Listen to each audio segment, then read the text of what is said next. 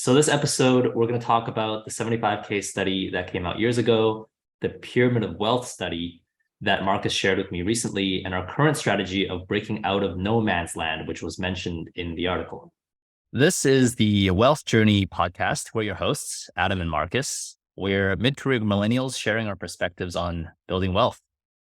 And the reason we're doing this, one of the reasons I do this is because I love to talk to Marcus, but we don't really have enough time. So we figured we'd turn our weekly Zoom chats into actual podcast material and see how many people find it useful. A lot of the stuff we talk about, we haven't really figured it out all the way. And we want to both be retrospective, figure out the rights and wrongs of what we did, and also be forward-looking and see if we can reason from first principles how we move on from here. So why don't we tee this off with talking about a couple of articles, or one the study and then another is an article.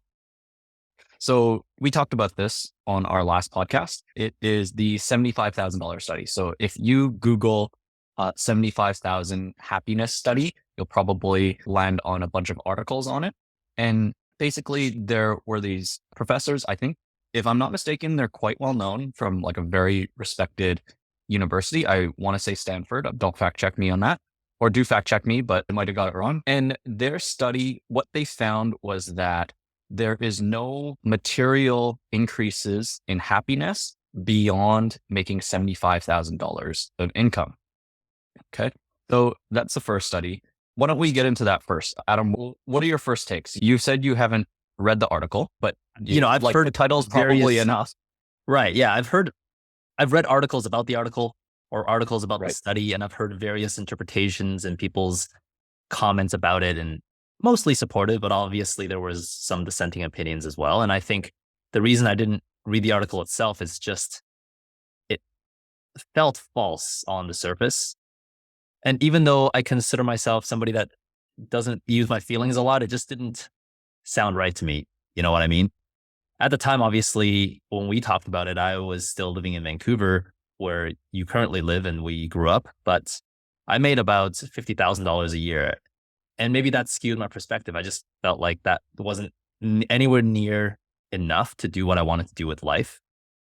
And a 50% increase, I can look at my budget lines and say, well, that doesn't really get me very far. But I just didn't really pay attention to it. What would you say your takeaway was? Did it actually impact the way that you made decisions around your life? Yeah. So I heard it from different podcasters. Like, I want to say Tim Ferriss did, and he was like a big, let's say, early online influencer in business. And plenty of, like, I've always been into reading like a lot of blogs, a lot of finance blogs, and a lot of people that were writing online at the time, they referenced it a lot. And a lot of the topics were around more around living a basic, and I'm using air quotes here, but focusing on things that matter, let's say. And so sure, if your focus is just purely on, let's say, learning, helping people, having healthy relationships with your family or your friends, these are definitely things that don't require money or don't have to require money. And so with that kind of lens, yeah, definitely that could be true. And then if you combine that with a study from well-known people in society you would expect to respect, then it's okay. Why would I chase after something that doesn't actually impact my life in a material way, in the way that I think matters? So yeah, I definitely bought into it. I think honestly, another reason why I bought into it is it's an easier truth, to be honest, because when we were making less than $75,000, it was a struggle and it was hard to think about, well, how am I actually going to make a lot of money? And so by saying that, by telling myself that I can believe in this study or fact that you don't need more than $75,000, that reduces the ceiling for my dreams and makes it very attainable. And I can consider myself a success if I hit there and say, okay, that's the level at which I can just be satisfied, and then I can focus on other things, let's say. Copium, as the kids would say today, or maybe they're not even kids anymore. When I thought about this, It's true. I think for the average person, this might be true because maybe they value familial relationships, friendships, and other things, personal freedom, free time. There's a study done on affluence I've read years ago that talks about free time. And if free time was the measurement of affluence, then some tribe in Africa has the most amount of that because they would spend 3 to 4 hours hunting and literally have the rest of the day free to do anything they wanted. But again, it just didn't feel right to me because I figured out later that my interest is in wealth specifically. So maybe other people want top 1% friendships and relationships. I mean, those things I wanted as well, but my interest is really on wealth. And my interest in wealth is nothing to do with spending. I don't think I spend very much money. And even though I make many multiples of what I made before, I don't think I really live it out to the full, right? I have lots of colleagues that spend, 2, 3x what I manage to. And I don't particularly envy their lifestyle at all. So you broke through 75. So the study it would theoretically, and again, I didn't read the journal article either, but in the articles about the study, there's a graph that goes from the bottom left, and the y-axis would be your income, and the y-axis is your happiness level, perceived happiness level, and then the x-axis is how much money you make. And so there's a curve where it starts to taper off at $75,000, and this is the basis of the idea. When you surpass $75,000, what do you think your curve kind of looks like? So I've thinking about this a little bit because I knew we were going to talk about this on this episode of the podcast. I actually think, so normally what happens is when you label the x-axis with whatever, that's your independent variable, right? That's the thing that causes the y-axis to move, which means in this case, what we're saying is your income level causes your happiness to move. For me, it's not like that at all. What I realized is who makes more money in our society. Okay, it's not all fair. I'm not saying it's all rainbows and unicorns, okay? But in general, it's people who have rarer talents. It's labor that's hard to fill, predominantly at a certain income level, like above what a heart surgeon would make. You're talking about people making business decisions or big decisions for companies, people who make 3 to 5 decisions a year, maybe. And the fewer decisions you make and more important they are, the more you get paid. And again, let's not talk about the fairness of the system or whatever, but the importance of the decisions that are being made and how much value you provide into what's being built and how replaceable your labor is. Those are things that factor in. And I think being easily replaceable, making menial decisions, that leads to $75,000 income. And that doesn't make me very happy. So I think what's happened is I wanted to position myself to make meaningful decisions in a meaningful company, in a meaningful context, and all those things add up together to see the income level so increase as well. And in that sense, it's really your value in the job market and what you get to produce. And then your income is just a measurement of that. So I guess I'm just a happy worker that likes to produce. And I like to see the barometer of my production or the value of my decisions being measured by my income. So I would have, flipped the axis, but the x-axis wouldn't be happiness per se. It would be some sort of fulfillment metric, like how content or fulfilled or satisfied with my. In a way, it's like intrinsic value, but the money is for you as a scoreboard. Yeah, exactly. Yeah. And I think for people like me, you being one of those people, I think is that study, even if you believed it for a time, it ultimately felt pretty hollow. Yeah. And also, I feel like money ultimately does buy happiness in a lot of ways. It buys happiness in reduced stress. It buys happiness in being able to live where you want to live, own the property that you want to own, sending your kids to the schools that you want to send them to. And, it doesn't even have to be fancy. I don't have anything designer per se. That's not what money is for, but it does still provide a lot of quote unquote happiness. And I don't think $75,000, especially in a city like Vancouver or basically any other tier 1 city in the world right now, is going to get you there. Not even close. Okay, so that's the 75 case study. I wanted to hear one or two decisions that you made because at the time you were pretty bought into that study. Do you have any of those as an example? Okay. Yeah, absolutely. So let's go with these can be decisions on opposite sides of the spectrum. So when I was not making 75, so less than 75, because I believed it, I was optimizing for lifestyle, because if you're not focused on the money, right, then you're focused on the other things that bring happiness, supposedly. Or, well, I mean, of course they do. Things that I mentioned, like health and relationships and fulfillment. So I would say I got pretty comfortable at my job there. I was pretty decent at it. I was still growing. I was learning. People were happy around me. I could show expertise to like I was actually useful within the company. I had expertise that I could share with clients and people, my peers. So I was pretty content that way. And so I just didn't push myself. I didn't think that it was worth looking elsewhere for a new job or more money because I was very content. And so, yeah, I focused on things outside of work. Did those things make me happy? Definitely. But, you touched on it.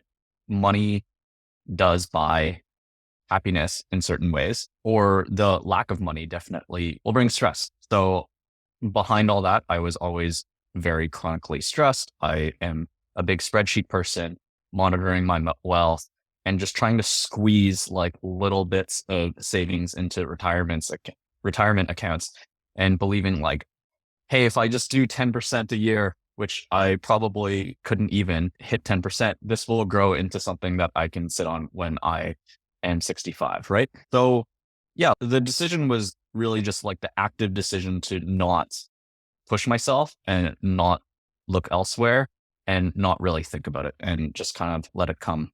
So at a certain point, I did make over 75. Before I left my job, I was making a little bit over 75. I won't go into exact numbers, but a little bit more than that. And it was definitely better, but not ideal. I went to counseling, started seeing a counselor. Just, I thought it was a good idea and a good point in my life to try and do that. Anyway, one of the topics that I wanted to talk to him about was my chronic stress about money and like the lack of money. And it's just something that can consume my mind or like keep me up at night. And I don't remember what was said at the time, but 6 months later or a year after that, I had gone back to my counselor just to give him some updates and kind of get like a bit of a refresh session. And I told him, hey, these are the things that happened over the last year. I got a new job. I'm making a lot more money. It was between a 60 to 70% raise probably. And I said, hey, told my counselor, I said, hey, do you know what solves money stress? Making more money. And that's something that I learned. And it is awesome making more money. I'm way less stressed and I can use my money to spend it on XYZ. I think that was a big shift for me. I decided that if something costs under $100, it should be an automatic purchase, basically. Like it shouldn't really matter. It shouldn't take more than, let's call it like 30 seconds or 1 minute to decide. Just go ahead and do it. And I think that it absolutely just made a huge difference. From there, I decided that certainly there must be a point. It is not $75,000. I think it's a lot higher. I can't tell you what that number is, but there was a conscious decision there that attaining more wealth actually does increase happiness. And I'm still probably searching for that point. But also I think along the same lines as you, building wealth, a lot of it's personal development. And I think you and I view our lives as our project, let's call it, or our mission is to make our lives better and to improve our lives. And within the arena of wealth, you actually need to get better, whether that be skills or the way that you make decisions. You do need to get better. And that's like a fun project that you and I think the way in which we see our lives. Yeah, I think that's very true for me, for sure, for both of us. I mean, one of the things is that I know a lot of our friends would even disagree, right? But I think the average person, maybe this study does apply to, and it just depends on which axis of your life you're optimizing for. It's totally fine. Like some people optimize for followers or Instagram likes per post. And I don't think I'm here to pass judgment on any of that. And this podcast is not meant to be the source of truth or anything like that. It's just our perspective. We just happen to be pretty aligned on using wealth and income as measurements of how well we're doing at this game of life. And really tomorrow, if I lost my job, I have a sense of what my intrinsic value is. So I'm not going to say that's the only thing that I measure it by. However, Right. it is a pretty fun game to play. And it is basically a motivating factor to continuously improve ourselves, I think. If we spend a lot of effort in self-improvement and see absolutely no signs from the outer world that it's working, no matter how much of an intrinsic scorecard person you think you are, it just doesn't feel worthwhile completely. So it's not the only barometer for sure. I do think intrinsic scorecards are highly valuable and probably preferable to external scorecards. However, it's certainly a motivating factor for both of us. Yeah. Now, I want to say that there is an inverse article that you shared with me very recently that clicked immediately. And it's a pretty complicated article, has a lot of nuances, even though it was pretty short. Used a lot of numbers, which is what I'm interested in. It's called the Pyramid of Wealth. So I've read it already, but you read it first. I think you should give us an introduction about some of the key points. Okay. Yeah. I'm just bringing it up now so I can scan. So the beginning, it talks about different wealth levels. And in the first part talks about the qualitative parts of the different classes. So the lower class, I'm not really going to talk about. The summary is at this level of hierarchy. So this is the low class, and we're talking about wealth class here. At this level hierarchy, quite literally anything moves the needle. Get any job, search payphone for change. So I'm going to skip that part. I would say that that's very, and probably most people are past. The middle, what are a couple of qualitative things? One is a common trait is taking any sort of risk is bad, and it's XYZ person's fault. So that could be government, that could be friends. And typically it seems like that the way that they view wealth and people that are wealthier, it's with some sort of negative connotation. I'm making some things up here, but it could be they just got lucky. They got things handed to them. They sold out their souls for money. They're just completely obsessed with money and that's all they think about. And so just like but negative sentiment towards those that are wealthier. Then there is the upper middle. The upper middle, he didn't get into exactly what level that means, but if I were to draw some conclusions, I would say somewhere between if you're making over 150 to 500K a year. And he says the qualitative aspects, which a lot of it is kind of, I would say, pretty junk, but some valid points. Status and where you rank amongst other people is very important. I would say just in general comparison. So ranking matters, prestige matters, zip code matters, your job title matters, even the gym you go to matters. Then there is the upper class. At this point, we draw a hard line at $10 million liquid. And he goes through some qualitative things. Again, I really don't think they are very interesting. And then it gets into the quantitative aspects. And I think the point here is, and the conclusion that it draws is that in the beginning, going from lower class to upper middle class, using air quotes, anyone can do that. If you set your mind to, it's a pretty linear path. If you work hard, kind of in the right industries, and let's say in general, just do the right things, keep learning, working hard, build your soft skills, build your hard skills, you can get to a upper middle class income. And then you get into no man's land, which is around 400, 500K a year. And at that point, you can see the upper class, which is the $10 million liquid and above. That is the next step. And so you can see it. There are people in your circle probably that are there, but for you to get there, you can't do it through your salary alone. Because at that level of wealth, like saving $150,000 a year, that's already like that in itself is starting to get very difficult. And that moves the needle a little bit. Like you would need to do that. You would need to save $150,000 a year for 10 years straight just to be at 1.5 million in savings. If you invest that, maybe you're at like over 2 mil at that point, but that's not actually jumping you into that next class. And that's what he calls the no man's land. It's that you are comfortable enough that it's too hard to turn back. And by turning back, it means that really the only way to get into the upper class is through equity, taking risk, and some sort of actual large payoff. You can't, or with the rare exception, you can't really get there through salary alone, unless, let's call it, you're a CEO, CFO, Right. managing director. If you're literally etc. one out of a million people, then you can Yep. in theory. So this doesn't apply, but in general, it absolutely. So this article, it really clicked with me because, okay, maybe I'm biased. I started at the lower class as this. And when I was growing up, my mom and I were on welfare for about 4 years. So that's $10,000 a year in Canada if you didn't know the limits on the bottom. So government subsidizes you a bit for that, like for food and things of that nature.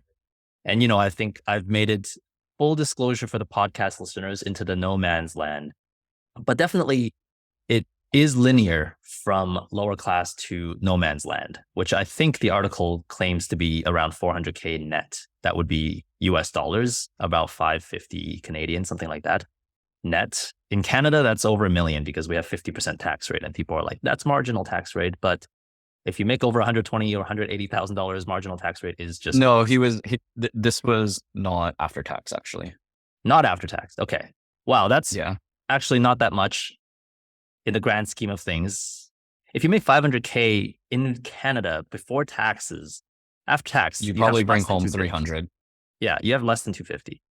It's No. 51.5% tax. Yeah, marginal though. So like No, but most of your income is marginal above 150. All of your income is marginal. 250. It's 250? Okay. I've been gone Yeah. for 7 years, so I don't know anything. You guys have gotten way more capitalist, lost that socialist foundation, countries going to hell, etc. Okay, that's good. Yeah, to you know. should come back. I can't. I want to tell you about it later, but like the country where I'm in has 15% flat tax for high-end talent. So even if you guys made it 51% marginal of 250, that's still 35% higher than I'm willing to pay.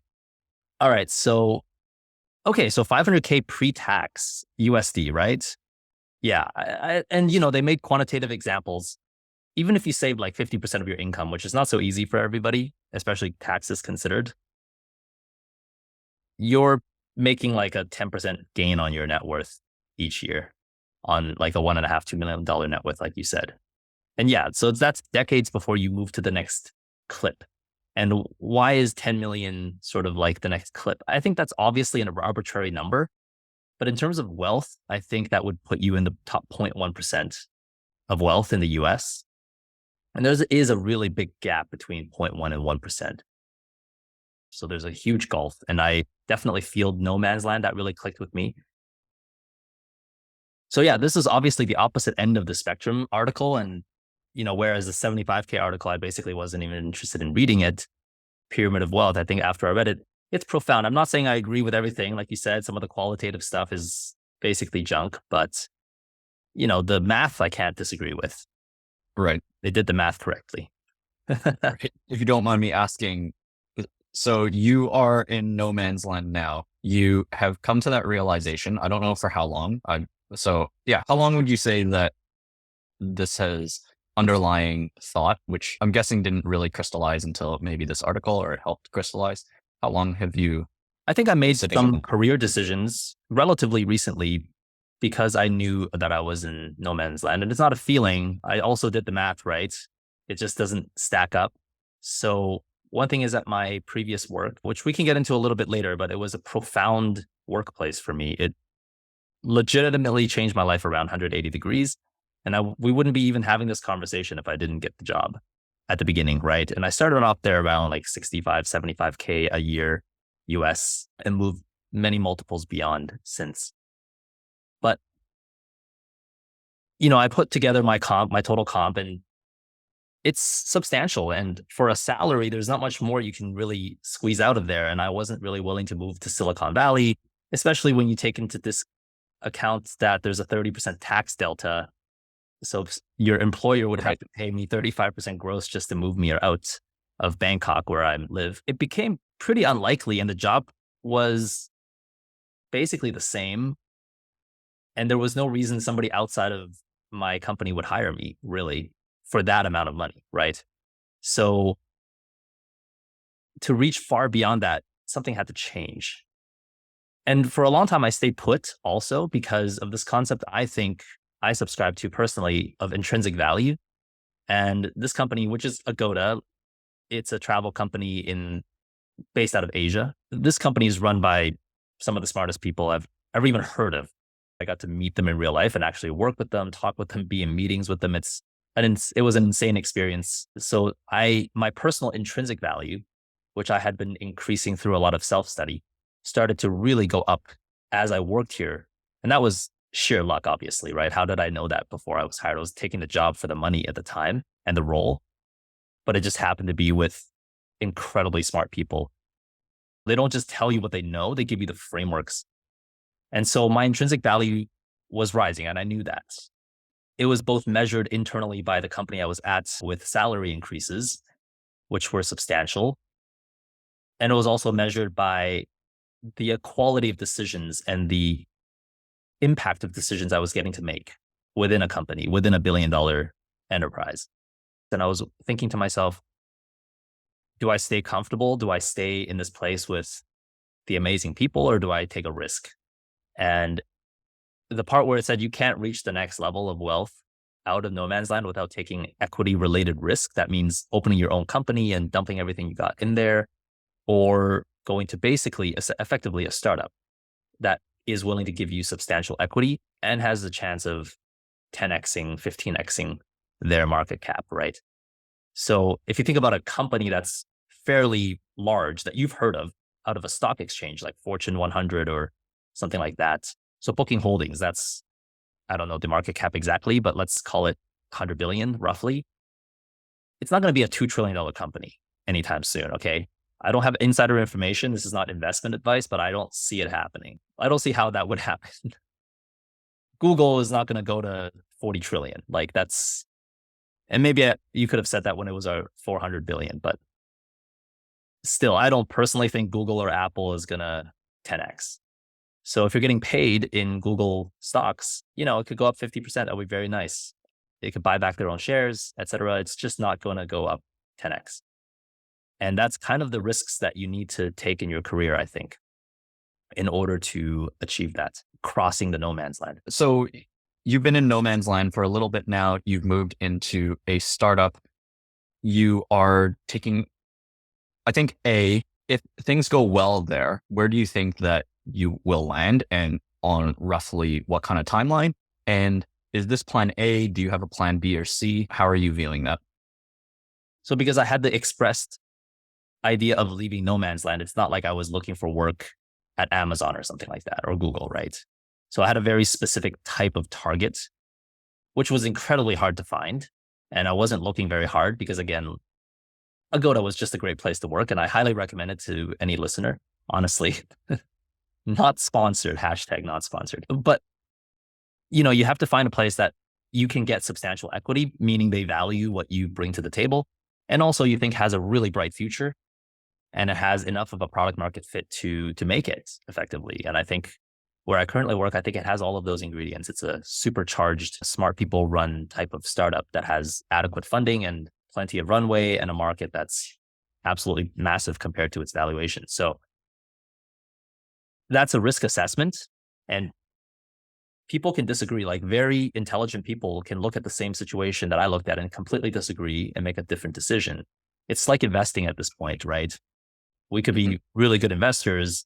Even Warren Buffett and Charlie Munger disagree on investments. So it's a risk assessment. And I think this is my version of risk that I'm willing to take, right? Where my income is still quite high. Whereas there's a different type of risk, like entrepreneurial risk, which you and I, we've had long discussions about starting companies or buying companies. we never took that plunge because I think inherently we were afraid. Or we were afraid of market conditions. We were afraid of variance. We were afraid of black swan events. But I think predominantly we were afraid of our ability to assess businesses and operate businesses were not good enough. And this was in our mid 20s, right? 10 plus years ago. And maybe that In the assessment right time. was correct at the time, right? I think I would say that we were definitely in the position to take risks, though, right? The best time to take risks is when you're younger and unattached and basically have nothing to lose because the risk is actually lower in a way. Yeah, it's Like pretty what you're interesting. Like what you're risking to lose is lower. right. It's possible that the best path to the upper highest level is by bypassing upper middle income altogether, right? To go directly from 5-digit income immediately into 8-digit net worth. Like that's very possible because most of the people in that class are entrepreneurs. Yep. Right. Or high stakes investors that run very concentrated portfolios that put everything into Tesla in 2018 or something. I think those are the main types of people that end up in that class. Whereas I think you and I both have took a more linear path, a more risk averse path, low variance path, I would say. And now that we're here, the opportunity cost of entrepreneurship has risen dramatically. So I think capability and competence has risen dramatically.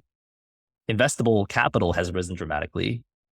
But now it's actually harder to make that leap. I don't have any plans myself of starting anything. And that's after a lot of assessment, sober assessment, I would say.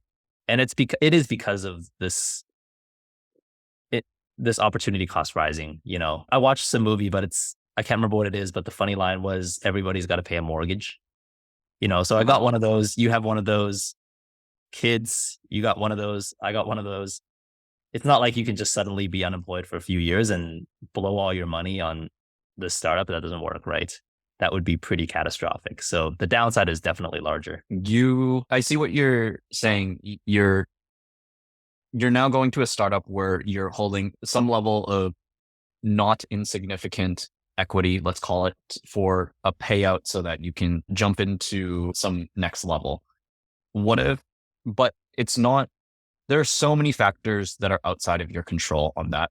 The people that you even work for, that you chose to work with, competitors, market conditions, etc. So what if this doesn't work? What are other paths that you think are on the table for you to do it? Because I know you're definitely risk averse in general. And so it feels like you have a more calculated path for what would be. I think we need to go back to what we talked about earlier, which is very important, by the way.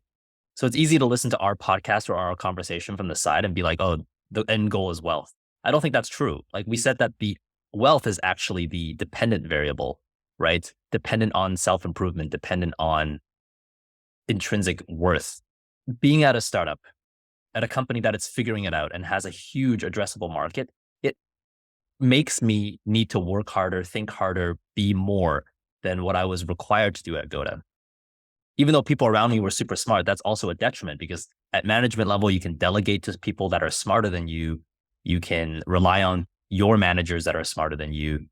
And really, there's very little risk, right? And a large enterprise is designed so that key decision makers can't bring down the company with some poor decisions. You're surrounded by people that are quite brilliant and will call out BS or scrutinize you. Not every company, but at least Agoda is built like that. So no one terrible decision below the sea level is going to wreck the company.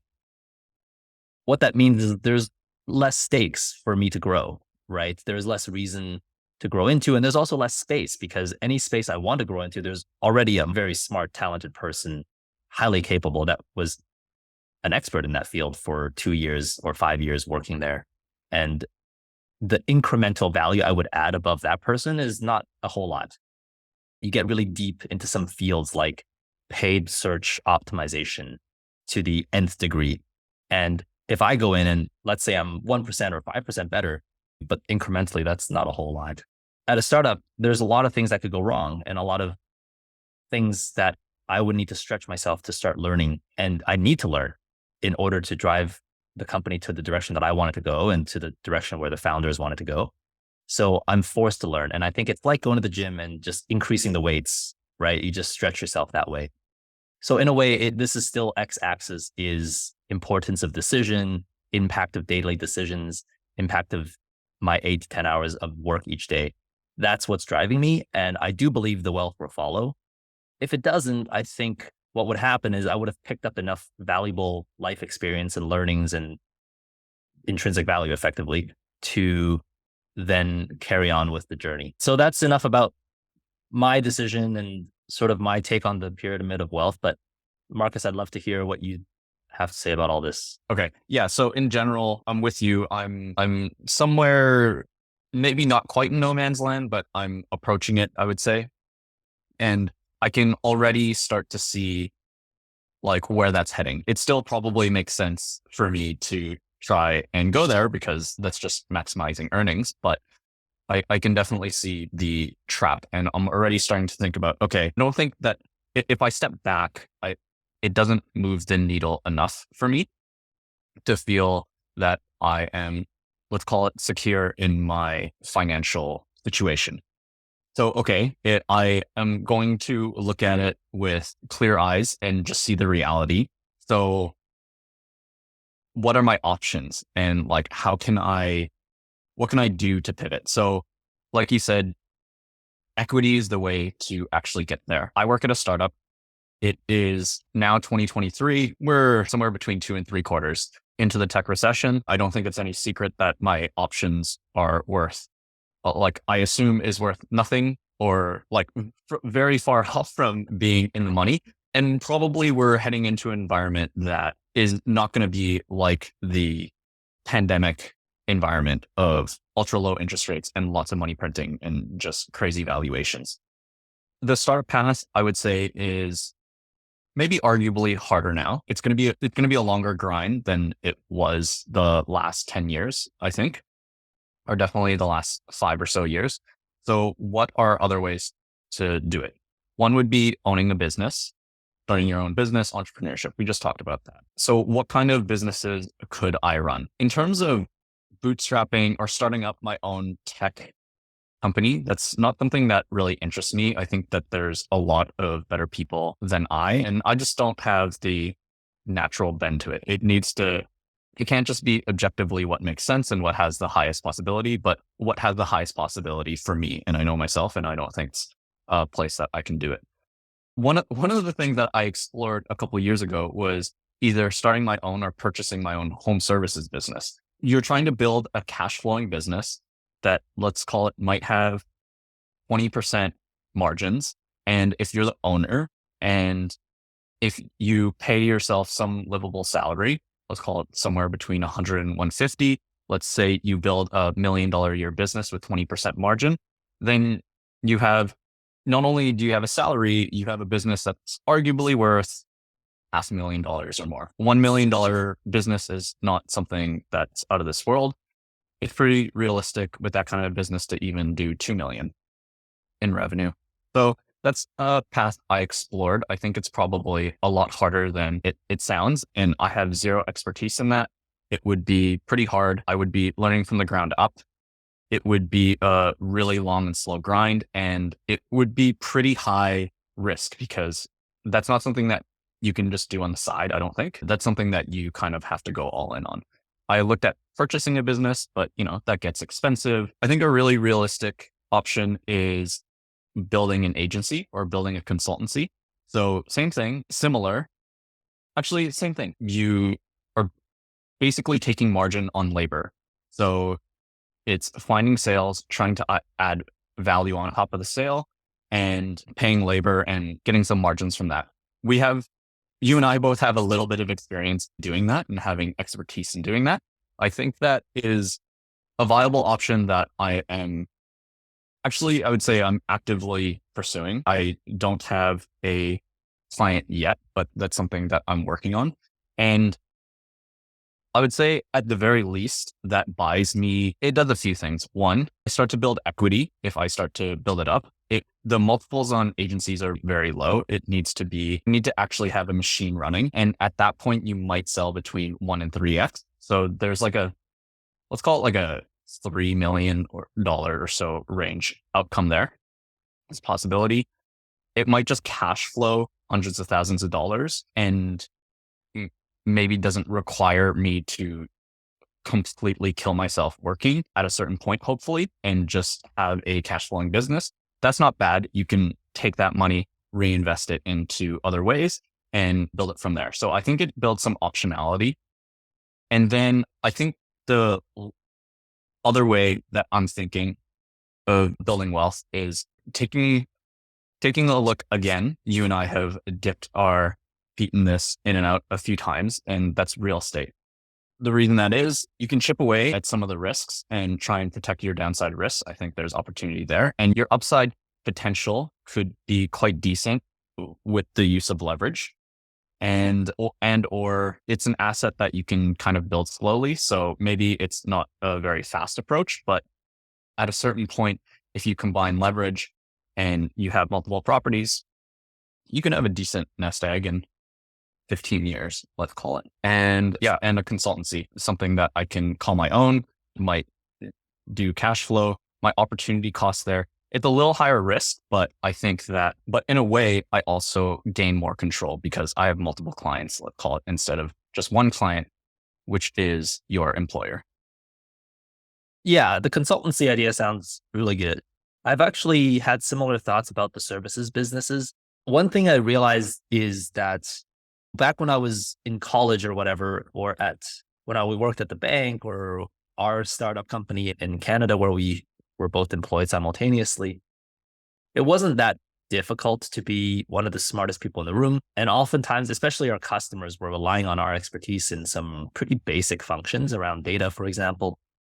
However, once I got out here into the quote unquote real world, I realized that even if you think you're 2 standard deviations, I met real 4 or 5 standard deviation people in clusters, because that tends to happen with smart people. And man, the gulf is very wide.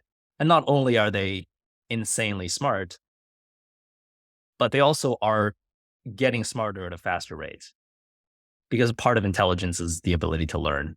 And these are not people that settle. They're also very much into self-improvement. And that's the competition you end up setting yourself against going into real tech. It's going to be pretty hard to compete against Sergey Brin, for example. If you took him back like 10 years, put him at a startup company, and your startup has to compete against his startup in some sort of technical data related field, my God, I wish you luck. Right? Even if you gave me a 10-year head start, I don't. Many people had 10-year head starts on him. He just wiped them out. Yeah, it's called Yahoo. Anyway, I do think that there are places where intelligence is not the most important aspect of an industry. And it's not to belittle the industry, it's just the way it works. Sometimes you need to dig oil out of the ground, and different attributes are more successful, right? Maybe it's not risk aversion, it's risk appetite. I personally think entrepreneurship, risk appetite, these are superpowers. Some people just have the risk appetite and they know when to dive hard. And I don't think you and I are those people, but I'm pretty jealous of them because I think that is a very easy path to upper class. However, seeing as we got to work with what we have, right, both intellectually and risk appetite wise, I think a consultancy makes a ton of sense. I'll push back on the real estate thing. I think that's essentially an investment strategy. That's not that much different than let's buy shares of Tesla or whatever. Again, not an investment pod, not investment advice. So yeah, you said you can leverage, but again, that's just increasing your risk appetite.